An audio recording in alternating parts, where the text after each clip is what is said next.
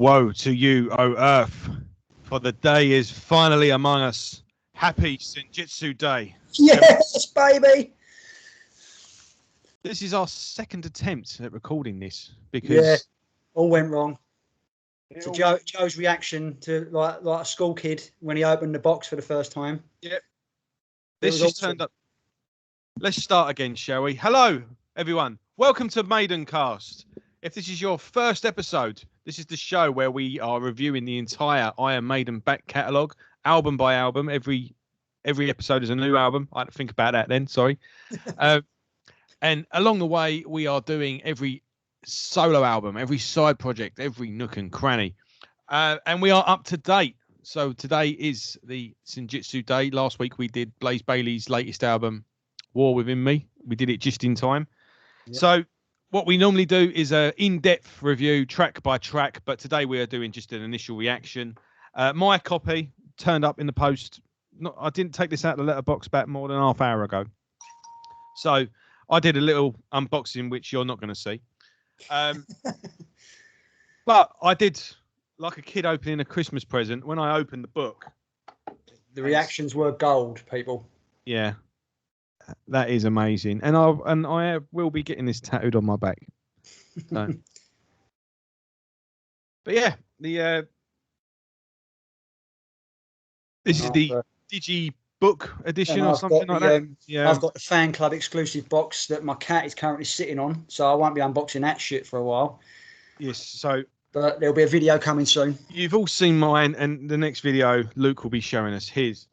So yes, so today we're just doing a initial reaction, and having a brief chat about what we think in first reaction, and then in a week or two we'll do a proper in-depth interview once we've digested it. Before I go forward though, let's just do a bit of housekeeping. We are doing the shout outs to our lovely regular viewers and anyone that comments. Colonel Billington, he is a regular commenter. He commented on the latest Blaze Bayley. But welcome aboard to Mad Max 42, Frankamentize, M. Jowis, I am 666. I say I pronounce that right. I'm not sure how I could pronounce that. Mr. David Kazminier Kazak Morfoot, Mr. G. Bradford, and Stephen Dill. Hello, everyone. Thank you for your comments. People, and we thank love you for watching. Well done. Thanks for taking part. And if you are a newcomer, like I say, if this is your first video, welcome aboard. Yep. So, I listened to the album. I've only listened to the album once. I was on a night shift last night, and at midnight, Iron Maiden put up all the songs track by track. So I went and I got the track list and found them all one by one and saved them to watch later in order. And then, not long after midnight, played the whole thing at work. Some disgraceful people, terrible people, started putting tracks up a few days ago, and I did have a listen, must admit. And yeah, a leak a day or two, I just thought, well, I'm not going to listen to it and go, right, I'm not ordering it now, because now I've got access. That's it. Yeah, you've paid your money. You're supporting the band. I mean, fucking hell, I've bought the ultimate. So I had a cheeky listen to a leak because I'm like a fucking kid in a sweet shop, and it's it is what it is. And then as soon as it became available last night on Apple, I started listening to it legit. So, you're all right listening to leaks as long as you're supporting the artist. Well, yeah, I remember when the latest Carcass album came out a few years ago, when Carcass reformed, and Jeff Walker, that had leaked, and Jeff Walker put out a statement. So you can, in Jeff Walker's typical, you could hear Jeff Walker saying it as you read it. He said, well, someone thinks they're Robin Hood. The leak has happened. He just said, look, it's out. There's no point in trying to backtrack it. It's out there now. So have a listen, enjoy it. All we ask is if you like it, buy it. It's, it's a equivalent of a couple of beers, and it makes all the difference to us. Yeah. And actually in the booklet, in the thank you, it says first and foremost you, because if you're reading this, it means you bought it. Yeah, you've paid your money.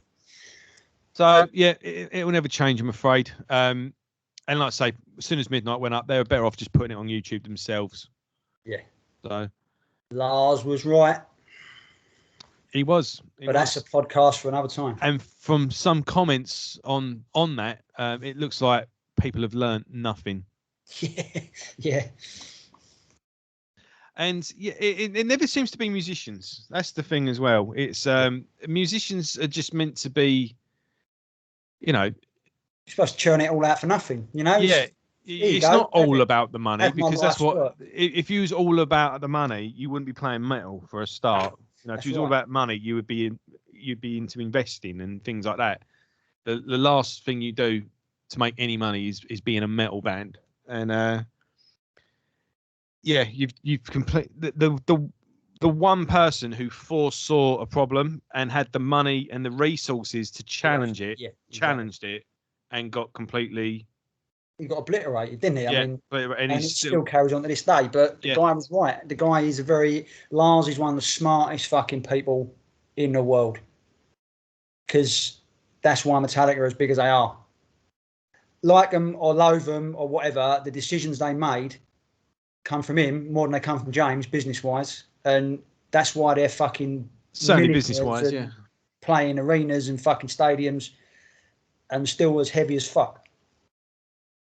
They've bent the rules and they've probably pissed a few people off. They've had a few missteps, but even Bruce Dickinson said they had the foresight to step up. Mm. And fair play to them. We can discuss this till the cows come home. Yeah. And what we're all about today is a reaction to number 17. So how are we going to do this? Because we don't really need to go track by track, do we? But what was your? You've listened to it once. What's your? We always give a taster before we do a review. So what was your?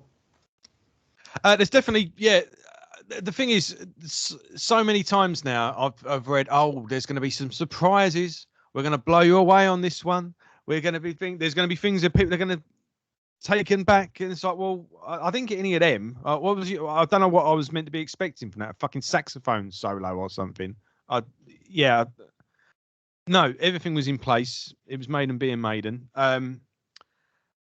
With that being said, though, there was some great moments on there, and there was some, but the way they were saying it was like, was Lady Gaga going to pop up? I don't know, but no, it was just as challenging and just as surprising as any other Maiden release. There was probably more a taken aback moment in the Book of Souls because you had the piano on the last track. There's definitely some standout tracks. Just trying to think of. Obviously, the album opener is a good place to start. It's definitely a not strange. That's not the word I'm looking for. It's definitely a unique album opener for Iron Maiden. I could, but it's not out of Maiden's habit, because an Iron Maiden show tends to be bing bang poof, band are there, and they hit the ground running. This one would be a very odd opening to a concert. It can be done. Tool, for example, would it happily open with a song like this? But it'd be strange for. They'd do it just to fuck with you, wouldn't they? But I think Maiden are at that point now where they would do it just to fuck with us. Yeah. And well, I say it'd be like opening with Sign of the Cross. Yeah. On that tour, they open with Man on the Edge. You see, that's all I'm saying. Yeah. But what a beautiful track! The opening with those drums. If you watch that video with Adrian, he's consciously used them. And there's a little picture here of some mountain tops. And it is that you get the feeling that you're flying when that chorus kicks in and those awesome guitar licks. And it's very cinematic, isn't it? Yeah, big time. It's like I say, it's quite a proper mid-paced cruncher. And you don't often use that term when you describe. There's no real point. that I remember anyway, where it was like, right, now we're kicking in. Now we're in fifth gear. It never does that, does it? It just builds up and builds up and builds up. You know, you think at one point it's going to kick in and you're going to get like a gallopy rip or something like that. Deliberately, it's weird. Weird because Senjutsu and Stratego, they work as a 1-2 punch, and I've noticed that now, getting them in context, because the keyboards that everyone that really put people off in Stratego, it's the same keyboard tone in Senjutsu, and it's almost like they're meant to be. I think they're meant to be a brother and two brothers. They're meant to go 1-2. Yeah, but I did hear those keyboards in another song as well. That sort of start. Yeah, it's keyboards all the way through. There's no strings for my ears anyway. They could be played with strings but it's that same tone. If and when we get the fabled orchestral show that we at Maidencast champion on a weekly basis. Yeah. But no, I think these two are designed literally to go played one after the other, which makes me think they will open with Senjutsu, and then without missing a fucking beat, they'll go straight into Stratego. Boom. Yeah. I'm saying it can be done. It's just not something Maiden normally do. Yeah, no. But the way it fell on my ears, and especially more as I've listened to it more, these are designed to be 1-2 punch. This is can't listen to one without the other. Stratego sounds weird now without having the majesty of Senjutsu building up to it. Yeah, it's like Release. You've had this fucking the tribal drumming and the fucking heavy guitars and all the rest of it, and then all of a sudden after the soaring chorus, which is fucking on another level, and then after you've had all that fucking raw, heavy mid-pace shit, boom, in we go, let's go, we're on. Yeah, they wound you up and now they're fucking letting you go. And yeah, exactly. That the whole 8 minutes is just tension building. It is. It's big time. It's fucking proper. You're like, fucking hell. It's almost like you can imagine yourself being. Like we've said before, Maiden tell stories with their music. You can be in it, like Passchendaele. You imagine you're in the trench. It's dirty. You're living it, and this makes you feel like you're at a fucking battlefield, waiting for the invaders to come, like the arrows to come flying over. It puts you in that place. Yeah, and it fucking just Steve Harris, mate. Adrian Smith's riffs for this, but Steve Harris. This is Steve Harris stamped all over this album. I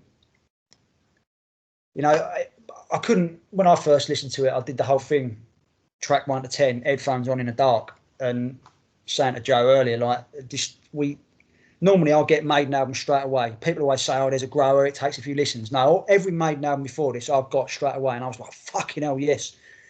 But this, I literally took the headphones off, and I was just like, on sat on the edge of my sofa in the dark, with my fucking mouth open, because my brain couldn't process. There was so much going on, so many different layers and fucking melodies and vocal layers and guitars on overlays and overdubs, and my brain was like, fucking hell, what have you just put me through? Hooks were sunk in, because when I woke up the next morning, there was melodies in my head, melodies from Hell on Earth, Death of the Celts. They were there, and then as the more of the day went on, because I listened to it in the car and on the way home from work, they sunk in, and then after about the third listen, it was like a ton of bricks. It was like fucking bang. I started welling up at certain bits. They proper intro, Death of the Celts, fucking caught me first. It was like that had quite a Klansman feel to it. That song, if I remember correctly. The Klansman's twisted bastard cousin, mate. I tell you. Yeah. This is a proper fucking. This is a beast of a tune, and I don't know how they're going to add a. Good luck picking a set list for the Senjutsu tour, because funnily enough, I mean, mate, you're going to leave in some stuff out. Excuse me. Or they're playing tonight, one or two. Yeah, I did. I got to the end of the Time Machine, or I think it was around Days of Future Past, where I did think they could well play this in full, Well, Bruce has flowing quite well. Doing it in smaller venues, because it's. I mean, I'd go and see that every fucking date they did. Just a quick note for our regular viewers: the penny has dropped for me as far as Stratego goes. Again, when I was listening to those tracks the other night, I listened to I re-listened to Writing on the Wall and Stratego again, and the next day I woke up with Stratego stuck in my head, and then it was right. It's clicked now, and and listening to it in the context of the album, like I said, would probably happen.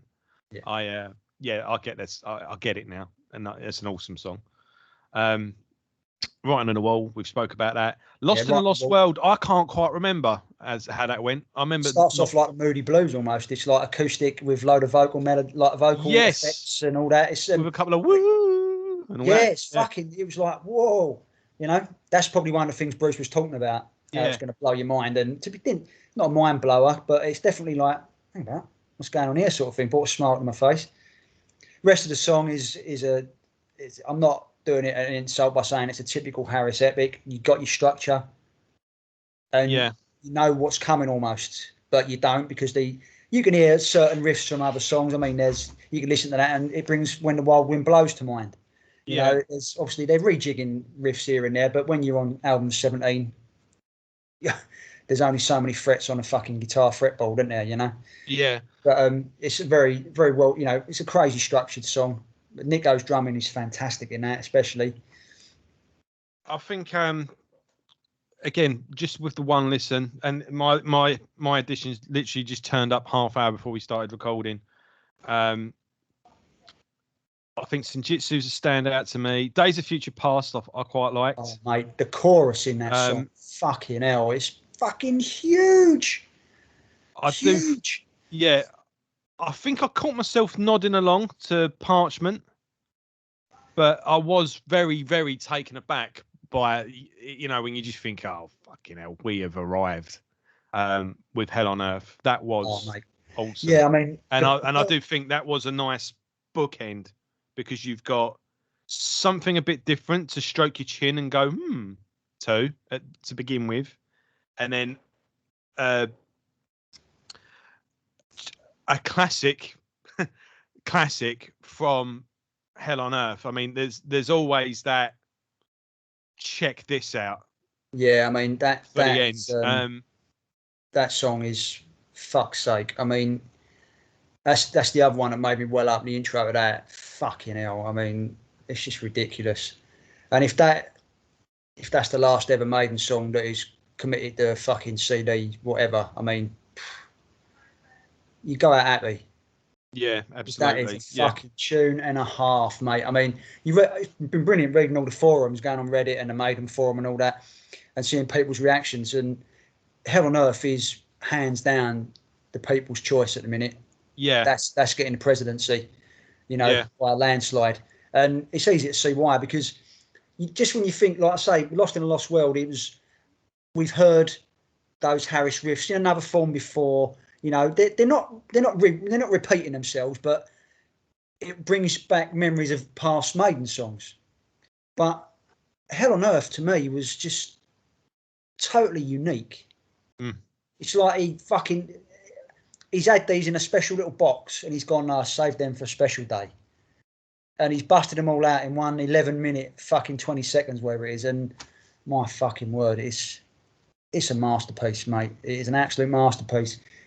Bruce's vocals on it, the fucking lyrics, the solos across the album just obliterate your eardrums. I mean, all three of them, the three amigos, mate, they playing out their fucking skin. Nico smashed it. Bruce weren't lying. It does seem on a subconscious level, at least, he may not even know it himself, but Nico seems to have it in his thing that time is limited. So he's laying down a gauntlet, mate. You know, oh, fuck's sake. I mean, somebody's playing. Yeah, people crap and go, he's average. Good feet, crap hands. It's like, you're average. Fuck off. Yeah. This is one of the fucking greatest men to ever pick up 2 bits of wood and hit other bits of fucking wood with cowskin pulled across them. He's a legend, and he smashes it out of the park on this, big time. And I think people think as well, again, in the age of YouTube, where everything's, when death metal came along, as impressive as it is to see someone like George Collius or, another band that's coming out on Metal Blade, and like bands like Archsphere and people like that. I mean, I I get what they're doing, and it's cool, but it's not really for me. But the musicianship on display is just out of this world. So when the drummers in bands like that are savages, mate. It's easy to write someone like Nico off. Yeah, but I'd like to see that person. It's actually sitting to the thing. Go right, trooper. How? Because I think another big trick is sometimes you make things easier than they look. Yeah. And, again, some of these people are all over the place. Yeah, but play an AC/DC song. Yeah. Just keep a beat. That's it. Do something with a bit of groove. Do something with like the Vinnie Paul did. Yeah. Fuck it. Reduce it right down and do a Beatles song. Yeah, you've hit because again, people piss on Ringo Starr all the time. It's like, no, that guy could drum. Yeah. Arguably, the Beatles only became good when Ringo joined them, because if you've not got that right person backing up your riffs, it's not. And even the greatest drummers all praise Ringo. Nico, funnily enough, was praising him in an interview the other day. That's probably what made you think of him. Yeah, when he was talking about Charlie Watts, wasn't he? Yeah. Same with Charlie. Thank you. Same as Charlie Watts. Actually try and drum along to some of those Stones songs. They're more complex than what you... Yeah, we never actually said it, but rest in power, Charlie. You fucking laid a path for others to follow. Yeah, since I was a bit saddened, really, when they announced that they were going to be doing this new tour without him. But he'd already, a bit like ZZ Top. It was with his blessing. He'd said no, like the guy that's doing it is a friend, and if you look at, I forget the guy's name, but if you look at who he is, the guy's fucking mustard. But that's not the point, is it? It's this was the first tour they were going to do since 1963 without him. Yeah, and. It's not that that guy can't do a good job. Don't doubt that for a second. Because he's handpicked the guy. Said, no, that's your man. Yeah. I've got my blessing. That's probably why they're...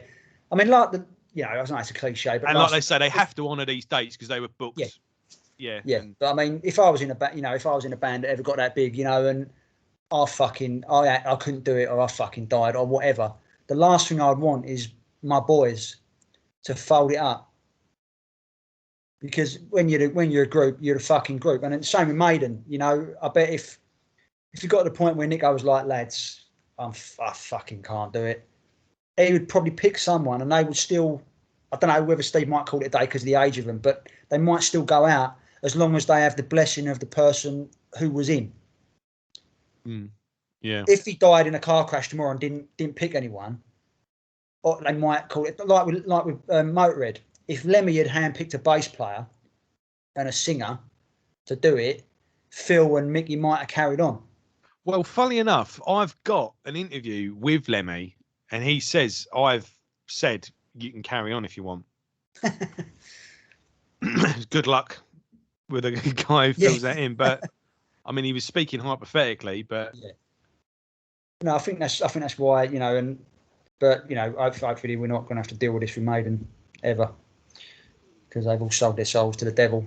Obviously, as how they can still be so good at this age is ridiculous. I mean, I think when we talk about how a band ends, I don't think you could have done it any better than Rush. That is the way to do it. Yeah. They did it all on their terms. They're all honest with themselves and went, right, it's all downhill from here. We can do this one more time at the peak, And they didn't announce it. They didn't go but the writing was on the wall. Excuse the pun. In hindsight, it was all there because it was the way they chose the set list. It was the way, and then they just stopped. So it was a couple of years later. They went, no, we're done. And he was like, oh, I've not been to an airport in 9 months, and that's the longest I've ever not been in an airport since I was 19 or something like that. And then obviously with what happened with Neil, it was as if it was as if he knew. Yeah. It's I just can't see how that was a coincidence. It was just like, how did you called it like that, and then that happened? I just can't. He must have had some. I don't know. Yeah, but in terms of bailing out at the right time on your terms, you can't beat. Rush should have balanced it properly. And I think they're the ones to follow. Yeah, and I think, like Maiden or the start, people have been going for a long time. Need to look at Rush and go, right, if we're going to do this, they're the people we need to follow. To be fair, I think Maiden will, because they've always said, you know, we'll call it quits when it's not fun anymore, when we're a parody of ourselves. And on the strength of this release, I mean, you know, you can have all your Gumby guys going, oh well, it picked up Peace of Mind. It fucking didn't. You know, if you're releasing albums that a lot of people on forums and that are talking about, this is a top 3 album ever. Yeah. When you're releasing something like that, you've had it in the can for fucking 2 years. They've probably got riffs and other stuff recorded ready for the next album. But when you're releasing something like this, 17 albums in, keep going, boys. Well, this is it. Yeah. Even if they said they're not going to tour anymore, if they're still going to put out albums like this, fucking shut up and take my money. Yeah, I mean, this is a monster. I think touring, as I'll keep saying. Yeah, you said it before, haven't you? Yeah. I can't see how touring can. Again, there's so many small things that can just bring a house of cards down. It can just pop like a balloon. With all the precautions in the world, and I'm sorry, Gene Simmons, it wasn't your fucking fans' fault. Corey Taylor can anyway as well. Did you hear Corey Taylor? Some selfish fan came to the show and infected me. Oh, it wasn't in the supermarket, was it, Corey? Or the petrol fucking station? Yeah, it could have been anywhere, couldn't it? To say that is bollocks, really. But again, the whole tour, a big tour, is one test. And not only that, not only is the goalpost constantly moving, it's changing from country to country. Yeah. Alan Averill, who's been one of the only people that have been talking about this realistically, he did a recent. He's Primordial started gigging again, and he's been taking it sort of step by step. He's been very skeptical of the whole thing, and he just says, you know, I've gone to one country, put a face mask on, and people are laughing at me. And 40 miles in that direction, I've had a policeman put a mask on now. Yeah. And he's like, well, hold on a minute. 40 miles ago, I was having a piss taken out for wearing one. You know, so every country's different. Yeah, touring is you're like one test away from the whole thing going, right, we're going home. Yeah. Because and not only that, when you're on Maiden's level, you can't afford to cancel a show because... No. And then that knocks effects on the whole thing is a schedule. Well, and as we know, bands like Maiden employ people a fucking show, don't they? They're a business. They're an employee. People need to turn around and go, fuck you, this isn't going to work. Yeah. And you need to take your industry back, because it was the government that said your industry is inessential. It wasn't unvaccinated people. It wasn't fucking people not following the rules. They've put this on, and all the bands are acquiescing to it. And it's fucking pathetic, it really is. You're telling your audience to do exactly what they're told in order to listen to songs about sticking it to the man. It's fucking ridiculous. So yeah, that's my rant. Yeah, so it's like you say, touring is it's an ever evolving beast, isn't it? In a minute, I think you're probably going to get more. What I'm saying off the back of that is you probably will get more albums. People might just go, do you know what? There may be another shift where people start listening to music again. Yeah. Not actually, as albums, not as just fucking dipping into Spotify. Yeah, maybe, you know, it could be rather than just listening to it on the fly, so you know the songs enough to recognise them when they're played live. Just like people are buying more and more equipment now. I don't know what's the matter with my throat today. I've probably finally got corona, but yeah. People are getting home cinemas installed, and it's not even that expensive anymore. Not as much as it used to be. Yeah, it's come right down, ain't it? And I think maybe people, you know, vinyl's coming back in a big way. People are, you know, buying stereos again. Maybe people will start making a bit more effort when it comes to listening to music. Yeah. So therefore, it'll be a bit more of an incentive to release more music rather than one album every 5 years and whatnot. Yeah, no. And if touring is becoming if it's just going to become a pain in the arse, then who knows what'll happen? Yeah. You know, when Johnny Cash retired from touring, he was putting out albums like like they were still releasing them after he died. He just went to the studio every day and just went, yeah, let's try this. Yeah. Now we've had an inkling that there is another album in the can, haven't we? Because when Bruce Bruce when he did the unboxing for Nights of the Dead in October, he said, we've been putting bits down in the studio recently. And of course everyone was just thinking, oh, that's for the album that we all know is coming. But now we're being told that album was recorded in 2019 before the world went shit. So what the fuck have they been? Exactly. They've been spotted in all the fucking studios, like you say. Yeah. There's a fucking, because he said we record in downtime so we can maximise touring. We can fucking tour forever knowing that an album's done. And then we can just release it on this date. So yeah, they can fucking be recording in their different. I mean, they're all over the fucking world, aren't they? I mean, Bruce and Adrian are over here, Steve's in the fucking Bahamas, and Adrian and Davey's in Hawaii, and Nico's in Florida. They can all be recording shit in their own studios. Kevin Shirley can be fucking clobbering it all together in the fucking using the fucking. That's how the majority of albums are done now. Yeah, I mean, you still, you know, that is one thing. And there's some good projects at the moment. I mean, I speak quite often to David Ingram, the Benediction frontman. This was before he rejoined Benediction. Benediction had their sort of Brave New World moment on their last album, but he was releasing he was doing a couple of different projects, and I think it was Echelon. It's like, you know, the drummer in the band I've never even met. Fuck, you know. Yeah. It's music in the 21st century, though, isn't it? Like recording this. They're good albums. It's worked. Don't get me wrong, but I still can't think. You just cannot beat the magic. Being in a room like Maiden do it now. All fucking 6 guys right in there. Here we go. Here's a song. Play it. Yeah. And the tape's going, whether they're fucking recording, whether they're only doing overdubs or what, because there is that magic of that live thing. Yeah. So that's the Black Album. That's why Bob Rock said, like, no, you ain't fucking doing it each individual in a booth. You're all in this room.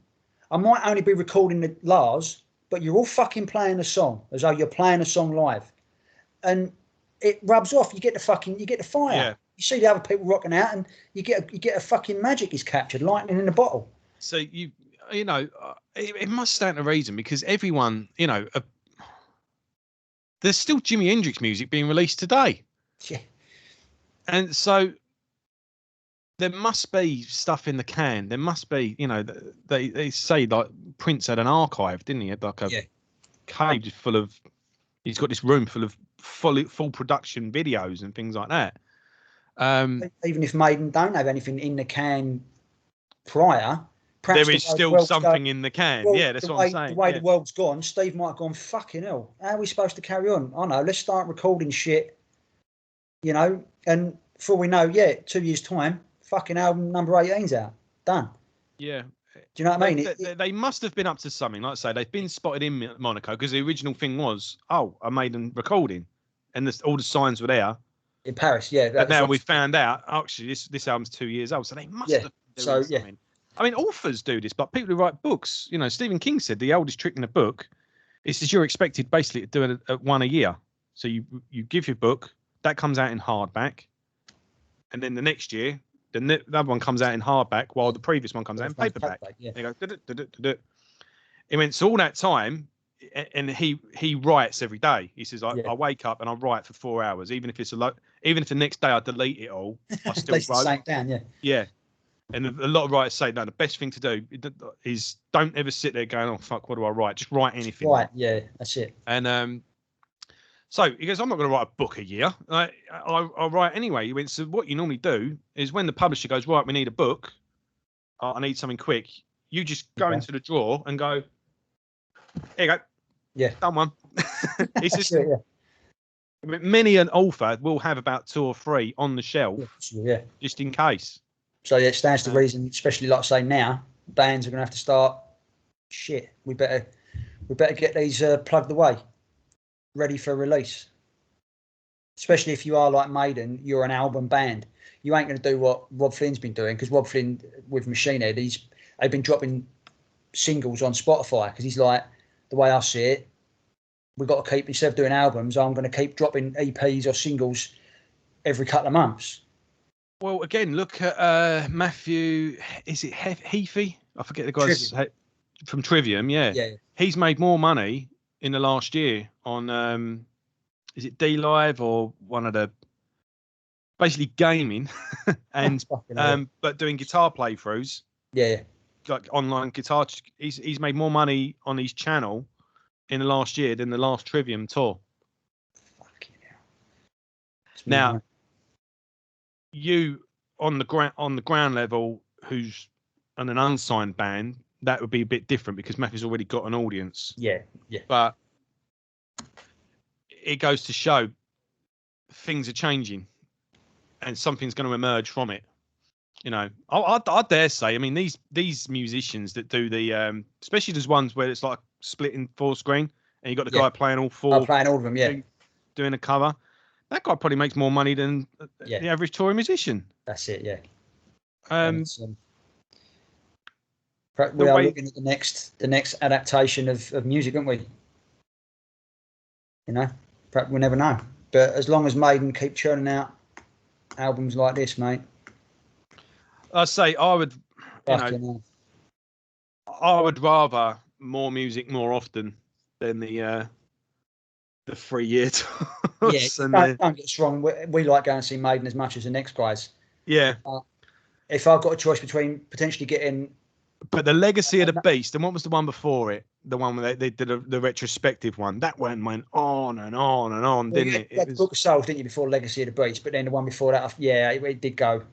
I mean, but if I've got the option of hearing Trooper for the millionth time, or potentially getting another song like Hell on Earth, exactly, yeah, I'm picking the latter, mate, because I'm going to die on this hill. But for me, Maiden of today is 10 times as good as a Maiden of the 80s.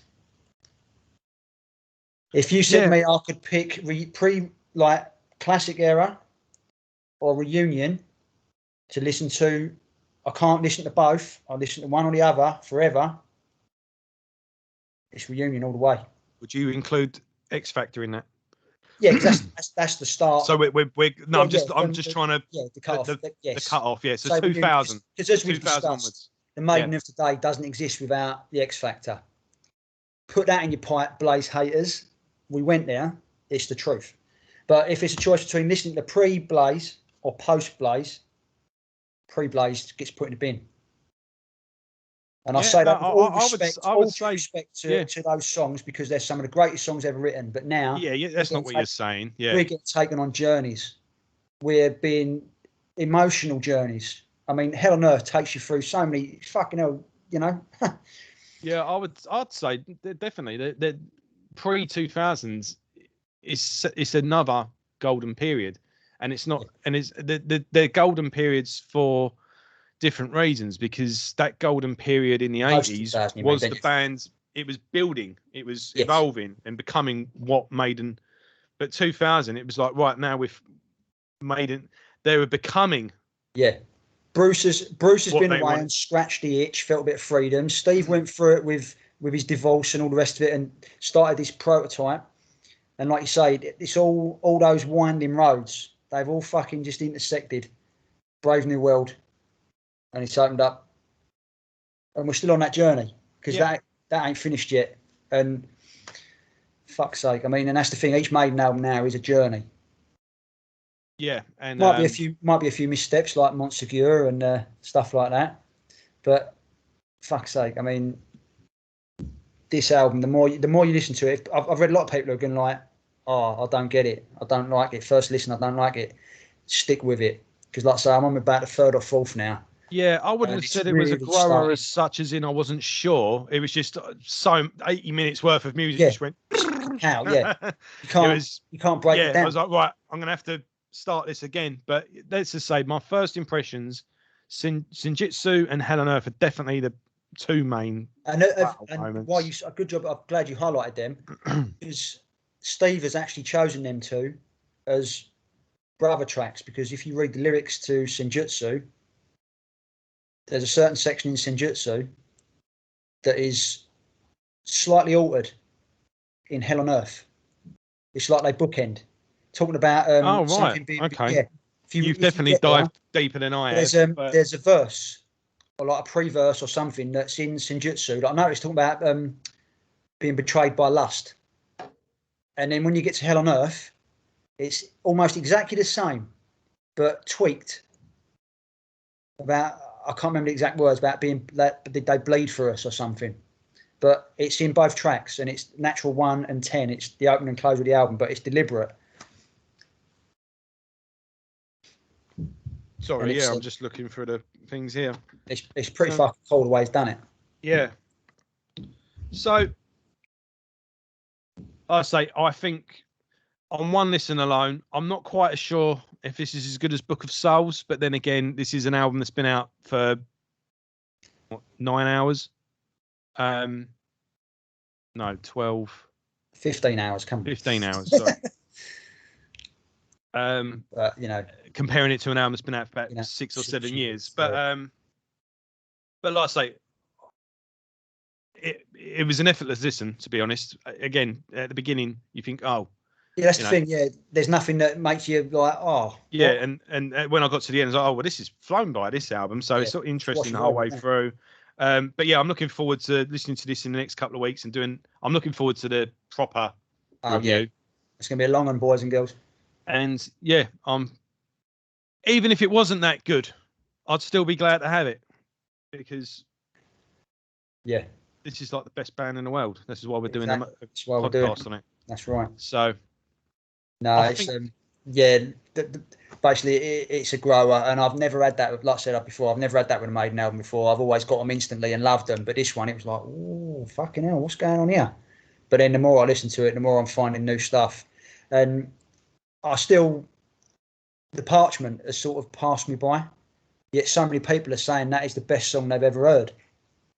But I still haven't found a home for it yet. I can't quite remember how it goes. It's, people are saying it's fucking. It starts all Middle Eastern. People are saying it's like Power Slave Part 2. It's like, no, if anything, it's the Nomad Part 2. But it's weird. I couldn't. Again, my brain. There was so much going on. My brain's like, look, fuck off. I've got enough to deal with without another 12 minutes. And I'm looking forward to unpacking that one because, like I say. And the reactions online are brilliant. You've got people going, Darkest Hour is the best song on the album. Then you've got someone going, no, it's the worst song on the album. Parchment's best on the album. And people are going, well, no, that's the worst song on the album. It's so fucking brilliant seeing these reactions. All for this band that we fucking love. And it proves they're still a force to be reckoned with. When pretty much every newspaper or print article review has given them 4 out of 5, 9 out of 10. Masterpiece. Majestic. Brilliant. All the rest of it. I've never seen such across the board great reviews. More, like a mainstream newspaper that just reviews like a contemporary what's going on at the time. Are sort of going, oh, this heavy metal lark, we all wrote this off, but here they still are, 40 odd years later. 17 albums in. Oh, this is actually, and they have to sort of begrudgingly go, the music quality is actually quite good here. Yeah, that's it. I love that. Especially when Maiden play them the first 4 minutes of Lost in a Lost World and go, there you go. Telegraph or someone's reviewing it. Or the Independent, I think it was the Independent review that gave it 4 out of 5. I did read, I was reading The Spectator actually, and this was a while ago, and they were reviewing they kind of say like we're a bunch of fuddy-duddy, reviewing pop, but they review whatever's coming out at the time, and he was actually reviewing the latest Taylor Swift album. And this review, I didn't, but it made me go, bloody hell, I might actually check this album out. He went, the only thing that's worse is when an artist or band you love puts out a crap album. It's when someone you can't stand puts out an album that's good. Yeah, like fuck. Yeah, I was really looking forward to like slagging this off and having a good old rant about how crap Taylor Swift is. He went, but oh god, he went. It was to my annoyance. I started to like it. And yeah. And why do you think I don't listen to bands I don't like? Because just in case that happens, and I'm forced to fucking eat humble pie. Yeah.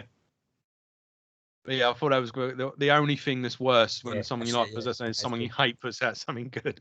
No, that's cool. But no, I'm looking forward to carrying on this and really getting to grips with some of these. Yeah. And, well, I'm going to put this on my stereo behind there now. Yeah. So if you don't have anything else to say. No, I mean, I can't, just stick with it, guys. If you weren't so sure after the first listen, don't dismiss it, for fuck's sake, because there's some absolute majestic bits of music in it. And it's a banger, mate. It is a fucking banger. Yeah, definitely. So this is our initial reaction. We've got Luke's going to make a separate video of looking at the fan club exclusive box set. Hoping I've got number 666. Hoping. Yeah. When he opens it up, it's going to be like Pulp Fiction with the light. That's it. Yeah. That's it. And so as always, folks, thanks for watching. Leave us some comments and let us know what you think. Yes, What's your favourite song? What's your first impression? Where do you think it stacks up in your order of favourite albums? And yes, we will be doing a show in the next couple of weeks, doing a proper in-depth track-by-track review. Next up, we're going to be doing we obviously got no albums left to review now, so we're going to be going over the bits and bobs along the way. So I'm not sure what order we're going to do it in. We'll probably decide afterwards. Yeah, we'll surprise you. Just drop and see what it is. We'll be doing a show where we're going to go through all the B-sides. We're going to go do a show where we're going to go through all the live albums. We're going to have a couple of debates. We're going to do each going to give our top 5 Maiden albums. That's one. I think that one will put the cat amongst the pigeons, and especially in the comments section. I want to do the ultimate Maiden album as well, going from track 1 to 12, and you're picking from each album to compile the ultimate Iron Maiden album. Yeah, but how am I going to put all of Killers on it? Well, you don't. You just put that under the cup of coffee. You know. There we go. Right. So.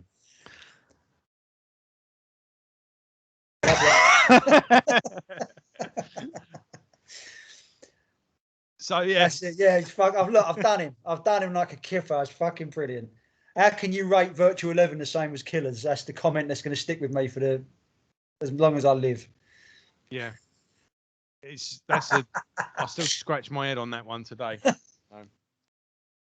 So if you are new to the show, you can go back to the opening episodes and you'll see what we're talking about. Bollocks, yeah. And so we'll be back next week with something Maiden related. Yeah. So stick with us, folks, and then in a few weeks we will be doing the in-depth review with a special guest with a bit of luck. Yeah. Keep that under your hat for now, though. Yeah. Apart from that, get your album on whatever medium you want to get it on, to get it CD, a vinyl, a box set, or stick it on your Spotify's or your I don't know what your kids.